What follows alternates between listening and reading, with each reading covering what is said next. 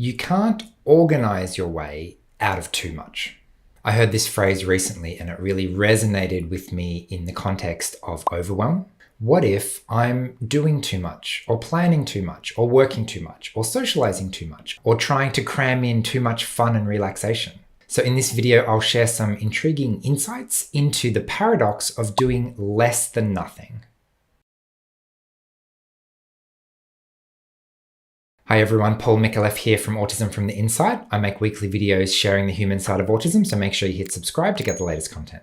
This video is sponsored by the Shortform app, which I actually used to help research this video, so more about them later.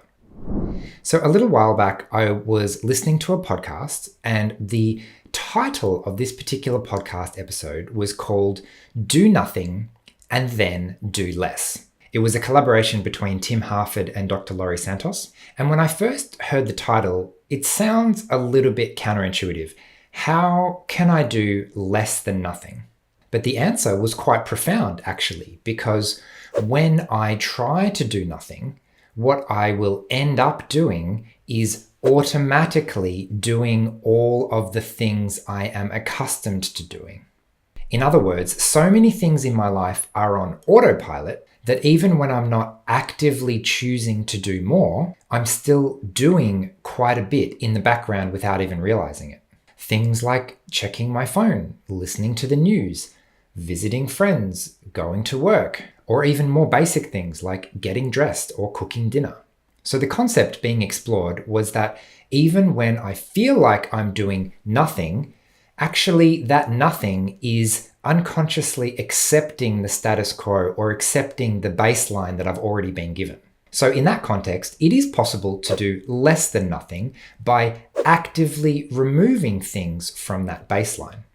And it turns out this is actually really hard to do psychologically. When looking to solve a problem, the natural inclination of most of us is to do something to solve the problem. And it's actually a bit of a mental stretch to think, is there something I could stop doing that might help me solve this problem? In the podcast, they shared some really interesting examples about giving college students a Lego bridge building task. They were given an uneven, unstable bridge and asked to do something to make it more stable. Now, the simplest answer would be to take away the extra block that's making it uneven and unstable. But even when prompted, you don't need to just add bricks. It's also okay to take stuff away. The natural thinking style was to try and add something to the situation to make it better. Another really good example that they shared was in cooking. People were asked to do something to make a soup recipe better. And you guessed it, the tendency was to try and add ingredients. And it was fairly uncommon for people to think of the possibility and even consider the possibility of taking ingredients away to make something better. So I'm definitely guilty of this as well. My food preparation strategy tends to involve just putting lots and lots of different ingredients together, and I add more and more until it's really complex. And then at some point, I'll eventually tip over the edge of, okay, I've clearly put too many things in this and I have to dial it back. But it's very difficult for me to see the quality and the value in something that has very, very few ingredients. So I remember traveling in Italy a little while ago.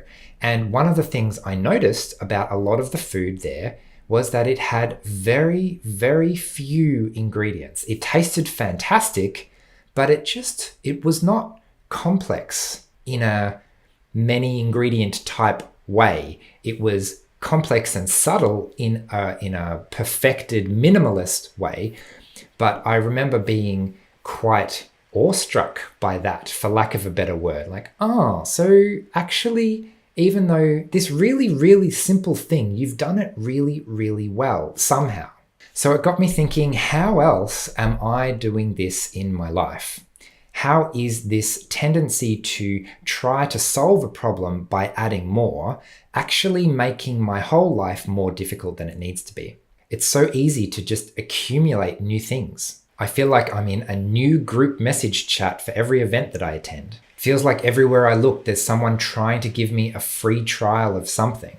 And when I feel busy and I feel overwhelmed and I think I just need a break, I just need to do more fun things, then you guessed it, my tendency is to try and squish in even more fun and relaxation and social time and all of the things that are supposed to be really nice, supposed to be relaxing, supposed to be rejuvenating. Except if I didn't have the time and space to do them properly, then now I just have another really stressful, rushed commitment in my schedule that I need to do. This was actually another one of the examples on the podcast regarding making a travel itinerary better and adding more and more stops, more and more cities, more and more sites and monuments and activities does not necessarily make for a better experience. But for some reason, psychologically, it's just really hard to do less and feel like I'm increasing the quality, feel like I'm doing more. And you've probably heard the phrase, less is more, right? So that makes a lot of sense. That idea has been around for a long time. But day to day, especially in the small things, it seems a lot harder to implement. So one of the strategies that I personally use now is to actively mentally associate a cost to accepting free things. I don't want extra physical objects cluttering up my house. I don't want an extra subscription to a new news feed cluttering up my mental space either. If I have the mindset that every decision has an opportunity cost, then saying yes to something now means that I have less resources to say yes to new opportunities later, which is often challenging because I don't know if or when opportunities will come up later. But if I look into that a little bit more deeply, that is a classic scarcity mentality where I feel like I have to make the most of this free buffet because I don't know when my next meal will be. Wait a minute. If I just calm down and eat enough at lunchtime and not worry so much about if and when I'm going to be eating later in the day, then maybe I'll just enjoy the moment a little bit more. So anyway, I was really getting into all the ideas in this podcast and there were so many references and they were talking about this book called Subtract by Lydie Cults and how it dealt with this exact topic in much more detail. And I thought that's really interesting. I should add it to my reading list. And then I realized I was doing it again. I was trying to add more things to my already overcrowded reading list. So instead of putting it at the back of the list, or instead of jumping it to the front of the list and putting the book I'm reading on pause for a bit, I thought, why don't I use short form? That way I can delve a little bit deeper right now. I can get a really concise summary, and less is more, right? Unfortunately, when I went to look it up on the app, it wasn't there. It turns out it was only published in 2021 and it's not one of the summaries that was available. So instead, I searched for other books on decluttering, and instead I found this one called Declutter Your Mind by S.J. Scott and Barry Davenport. Fantastic, that's even more on topic. So I go to the one-page summary and hit the audio option so I can listen to it instead of read it. And there were essentially 5 really clear categories of things that clutter our mind. So I'll share my version of those 5 things with you now because I thought they were quite insightful. The first thing that clutters our mind is choice overwhelm. I'm going to the supermarket and I want to buy milk, and then suddenly there are 15 different types I need to choose from. This is one of the things that is slowly, subtly getting more and more problematic in modern life. There comes a point where more options does not allow you to make a better decision. In fact, in life coaching, we actually separate the decision-making process into 2 discrete parts. The first part is the divergent ideas generation part. Some people call it brainstorming, things like that. And then there's the convergent part where we take all those ideas and boil them down until there's just one left. So sometimes, especially in daily life, being overwhelmed by choice actually clutters up your brain to make it harder to make decisions. I know I definitely experience that all the time. The second point is that physical and mental clutter actually contribute to each other, which kind of makes sense because my physical environment is like a store of information. And if I want to find my toothbrush and I need to sort through 5 old toothbrushes, this is a terrible example, to find my toothbrush, then suddenly I'm having to do more and more mental work. So in a really clear, organized, simplified, minimalistic physical environment, then I only have one mug. And when I make myself a cup of tea, it's really easy. And I don't need to choose between 15 different flavors because I have the 2 flavors that I really enjoy, and that makes the decision much easier.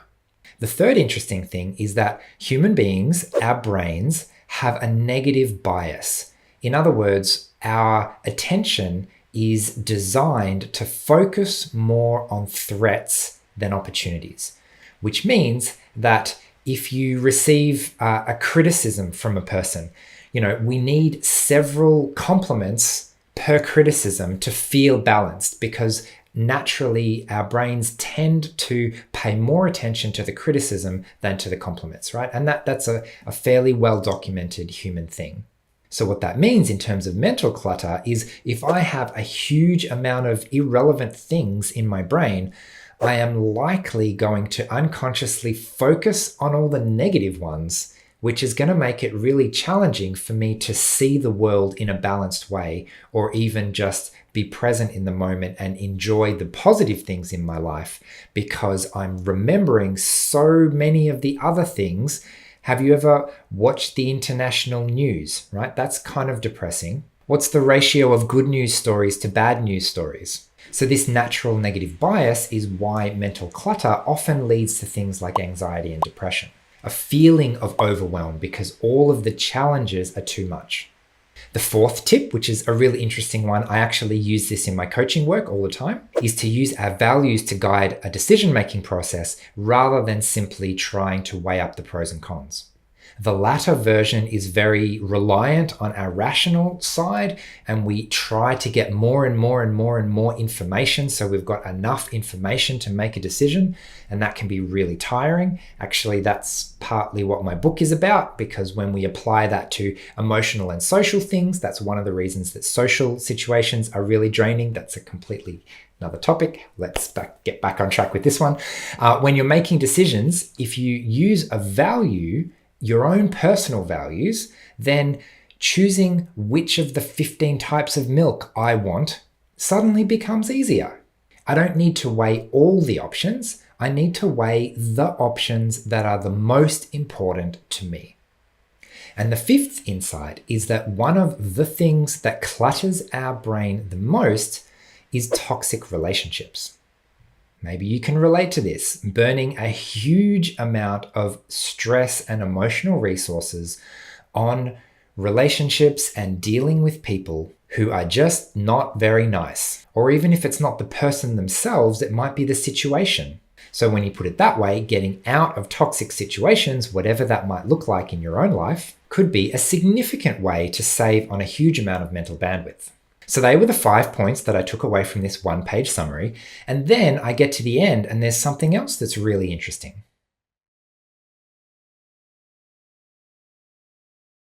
Another thing I love about short form in general is that at the end, there will be a list of counterarguments. In other words, after they've summarized the text of the book itself, they'll put it in context and say, so just so you know, this is what other people are saying about this same topic. So for this Decluttering Your Mind book, some of the counterarguments are things like, why are we trying to reduce stress? Stress is normal and motivating in many circumstances. It's acknowledging that not all people are negatively affected in the same way by this type of thing. Some people really thrive off mess and chaos, especially in a creative sense. And of course, a note that the strategies recommended in the book are not going to work for everyone.